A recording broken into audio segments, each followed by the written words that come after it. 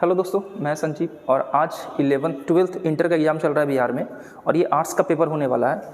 Arts का paper मैं इसलिए यहाँ पे करवाने वाला हूँ कि आप लोग देखो जो कंपटीशन का तैयारी कर रहे हो कितने अच्छे अच्छे क्वेश्चन 11th और 12th के बुक में अवेलेबल है। अगर वो बुक भी आप पढ़ लिए ना तो काफ़ी अच्छा रहेगा आपके लिए। तो क्वेश्चन स्टार्ट करते हैं। ये आज ही का पेपर है, कुछ देर पहले कंडक्ट हुआ है। 100 क्वेश्चन MCQ का है, पॉलिटिकल साइंस का पेपर है। तो देख लेते हैं कितना आप लोग सही कर किए हो एग्जाम में, मिला लेना तेजी से। हम लोग तेजी से मिलाएंगे। पहला क्वेश्चन है, दक्षेस की स्थापना का विचार किसने प्रस्तावित किया था? तो ये थे जनरल जिया-उर-रहमान। दूसरा क्वेश्चन है, संयुक्त राष्ट्र संघ के अंग को दुनिया का पुलिस किसे कहते हैं? तो इसका आंसर हो जाएगा सुरक्षा परिषद। पेपर काफ़ी अच्छा था, एवरेज था। सार्क का शिखर सम्मेलन कहाँ हुआ था प्रथम?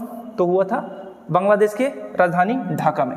नेक्स्ट क्वेश्चन, निम्नलिखित में से कौन सा देश दक्षेस का सदस्य नहीं है? अगर नहीं है का बात कर रहा है तो म्यांमार होगा। नहीं है पे फोकस कीजिएगा, बहुत सारा बच्चा यहीं में मिस किया है, तो आप लोग थोड़ा धैर्य रखिएगा। गुटनिरपेक्ष आंदोलन के उद्देश्य में कौन शामिल नहीं है? यहाँ पे भी यही पूछ रहा है, नहीं है। शीत युद्ध की राजनीति का त्याग करना, स्वतंत्र अंतर्राष्ट्रीय संबंध का अनुसरण करना, सैन्य गठबंधनों से पर्याप्त दूरी या साम्राज्यवाद या उपनिवेशवाद का समर्थन। तो इसका आंसर हो जाएगा हमारा सैन्य गठबंधन यानी ऑप्शन सी। नेक्स्ट चलते हैं हम क्वेश्चन नंबर 6, सच्ची गुटनिरपेक्षता की विदेश नीति का समर्थन किसने किया था? तो ये किए थे पंडित जवाहरलाल नेहरू। 4-5 ऑप्शन यहाँ ऐसा है जहाँ जिसका आंसर हमारा नेहरू होने वाला है। जहाँ आपको नेहरू दिखे आंसर मार दीजिएगा। हम भारत के लोग, प्रस्तावना में इसका जिक्र किया गया है, अगर मारे हैं तो सही है। संविधान के 11वें अनुसूची में कितने विषय हैं? सब्जेक्ट कितना है? तो सब्जेक्ट हमारा 29 है। नेक्स्ट चलते हैं, निम्नलिखित में से कौन सा शब्द प्रस्तावना के 42वें संविधान संशोधन में जोड़ा गया? 3 शब्द जोड़ा गया था, जिसमें से एक था हमारा समाजवाद। संविधान के पवित्र दस्तावेज किसने कहा था? बाबा साहब बोले थे। नेक्स्ट, निम्न में से किस राज्य का सृजन 2000 में नहीं हुआ है? तेलंगाना। 2 मई 2014 को इसका सृजन हुआ था, बाकी सारा का सारा 2000 में बना है। आगे चलते हैं, भारतीय संविधान संशोधन की प्रक्रिया किस देश से ली गई है? दक्षिण अफ्रीका आंसर है। वर्तमान में भारत में कुल कितने उच्च न्यायालय है? 25 उच्च न्यायालय है, 25वां भी बना है हमारा दक्षिण में। साप्ता की स्थापना कब हुई थी? 2003 में हुआ था। विकिपीडिया में आप सर्च करोगे तो 2004 भी दिखा रहा है, लेकिन इसकी स्थापना 2003। ऑप्शन है नहीं तो क्या करें। 1-2 क्वेश्चन है जहां पे इसमें त्रुटि है, मैं बता दूंगा। एक क्वेश्चन तो ये था। दूसरा, भारत किस तरह का गणतंत्र है? धर्मनिरपेक्ष, संप्रभु और समाजवादी सब है ना। हम लोग किसी धर्म को नहीं मानते हैं। संप्रभुत्व हमारा है, यानी हमारा अपना संविधान है। अंतर्राष्ट्रीय श्रम संगठन का विशिष्ट अभिकरण है। अंतर्राष्ट्रीय श्रम संगठन किसका है? तो यूनाइटेड नेशन ऑर्गेनाइजेशन यानी संयुक्त राष्ट्र संघ का है। ILO के बारे में बात कर रहा था।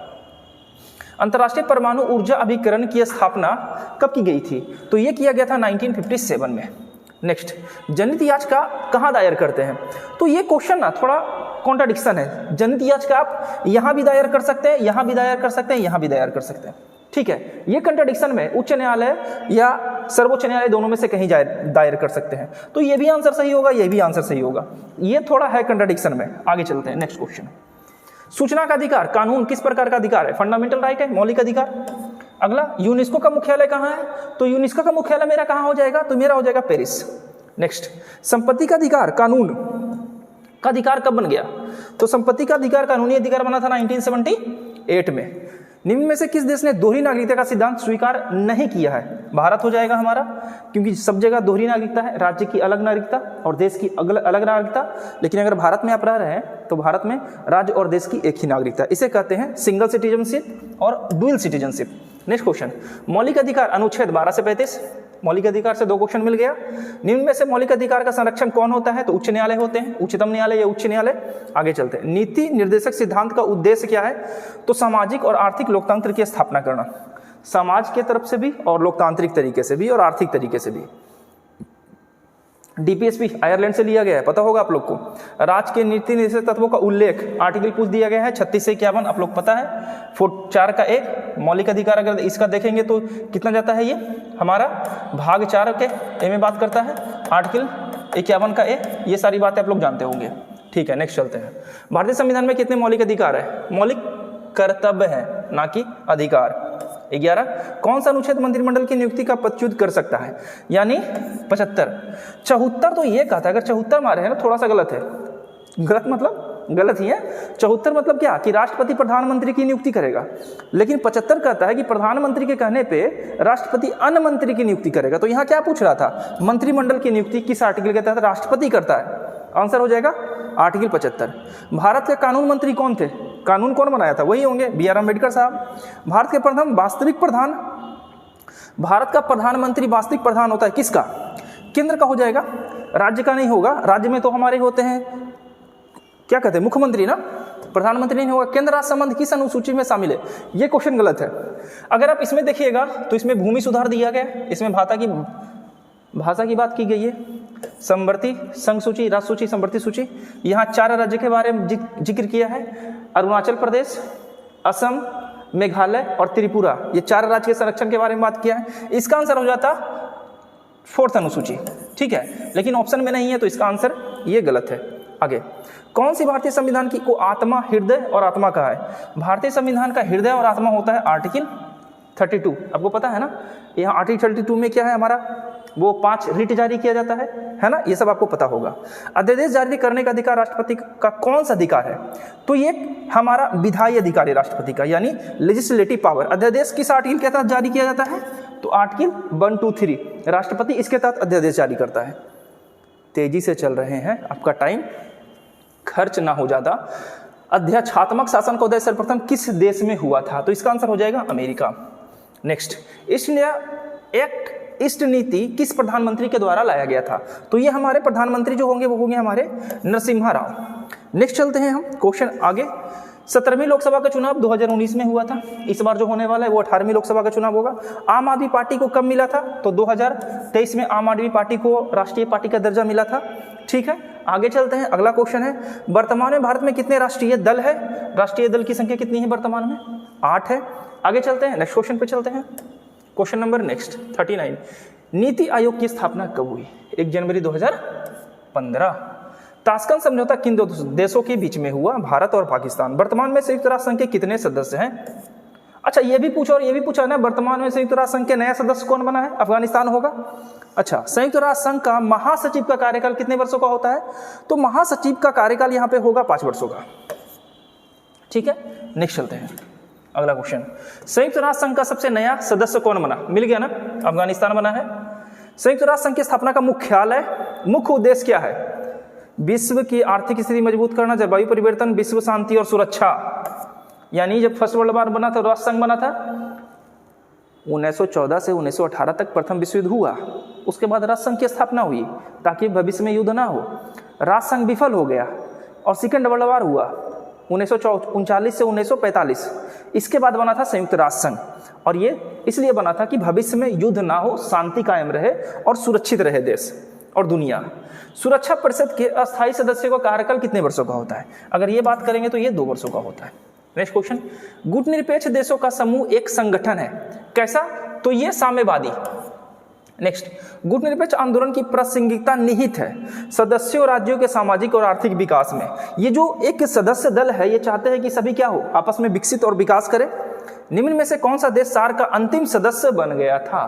तो कौन बन गया था? अफगानिस्तान बन गया था। 1 मिनट, हाँ अफगानिस्तान होगा, ठीक है।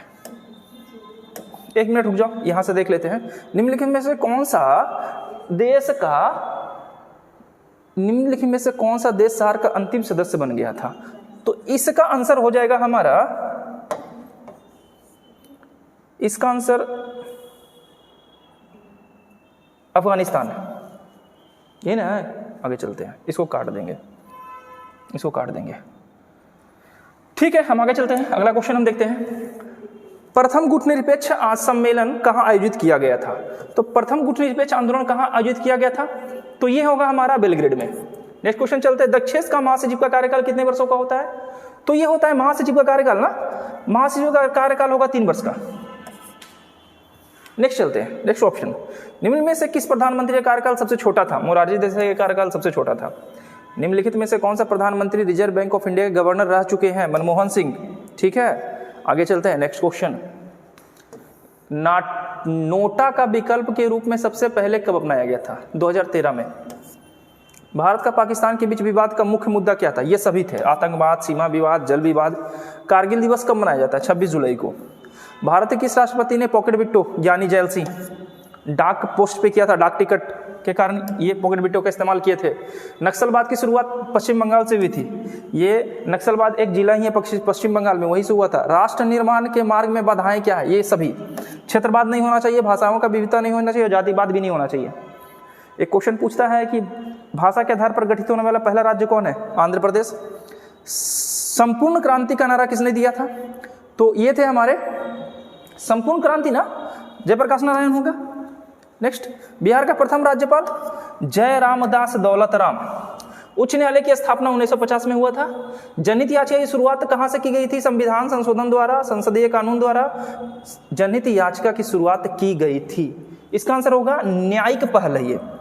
नेक्स्ट चलते हैं, भारत में राज्य विधानमंडल का उच्च सदन क्या कहलाता है? राज्य के बारे में बात कर रहा है तो ये विधान परिषद होगा। अगर केंद्र के बारे में बात करता तो राज्यसभा हो जाता। 86वां संविधान संशोधन 2002 में हुआ था शिक्षा को लेकर। 355 का सर्वप्रथम प्रयोग सबसे पहले कब किया गया था? तो इसमें भी थोड़ा कंट्राडिक्शन मिलता है, ठीक है ना, कि कब किया गया था, लेकिन इसका आंसर हम 1977 मारेंगे। नेक्स्ट चलते हैं, भारतीय संसद का निम्न सदन। संसद का निम्न सदन कौन है? लोकसभा, राज्यसभा और राष्ट्रपति को मिलाकर संसद का निर्माण होता है। पंचशील सिद्धांत के प्रतिपादक कौन थे? पंचशील सिद्धांत के प्रतिपादक कौन होंगे? तो पंडित जवाहरलाल नेहरू होंगे, हम पहले ही बता चुके हैं। सुरक्षा परिषद के अस्थायी सदस्य की संख्या कितनी थी?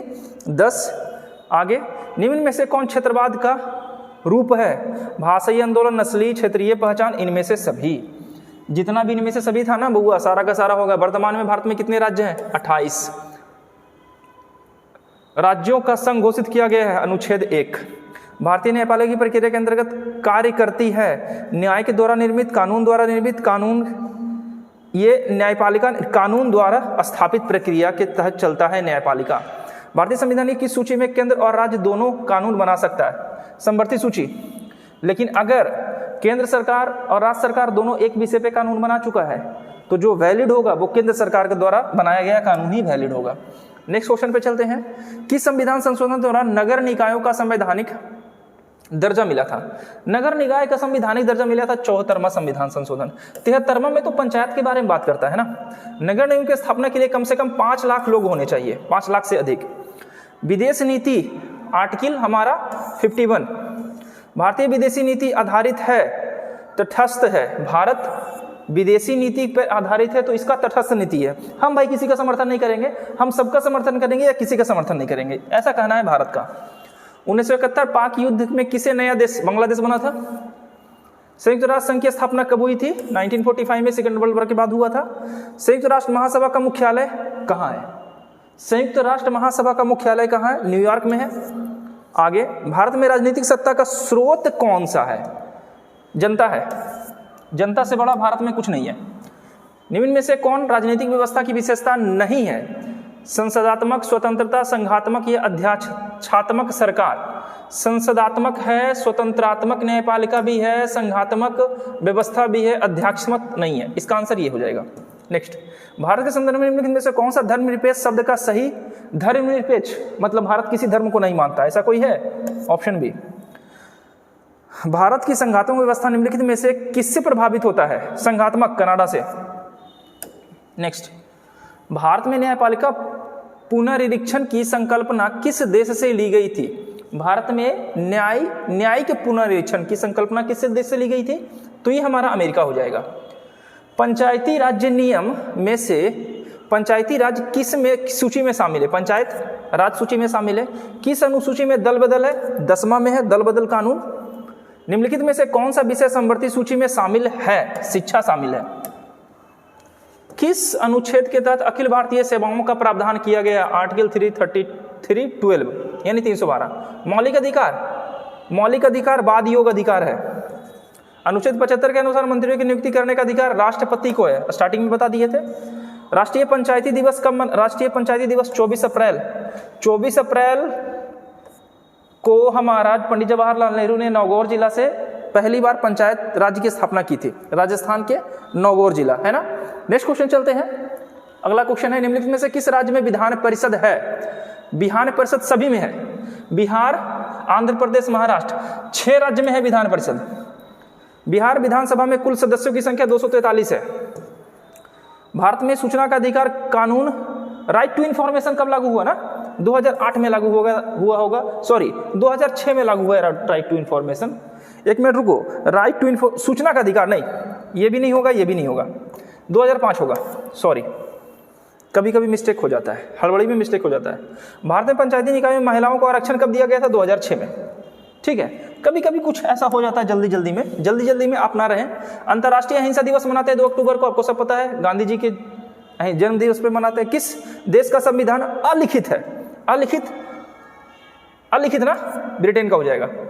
ठीक है, नेक्स्ट चलते हैं, अगला क्वेश्चन, सेकंड लास्ट, G20 18वां शिखर, एक धरती एक परिवार एक भविष्य, निम्नलिखित में से कौन सा देश G20 का सदस्य नहीं है? इसका आंसर अब क्या मारे? अगर बांग्लादेश मारे हैं तो बिल्कुल सही है। 100 क्वेश्चन हो गया, आंसर मिला चुके होंगे, सटीक आंसर था, एक क्वेश्चन भी इधर उधर नहीं हुआ है, जो गलत भी है उसको हम बता दिए हैं। एक आध क्वेश्चन इधर उधर जल्दी में हो गया होगा तो हम नहीं कर सकते। मिलते हैं फिर अगले दिन अगले पेपर के साथ, बाय।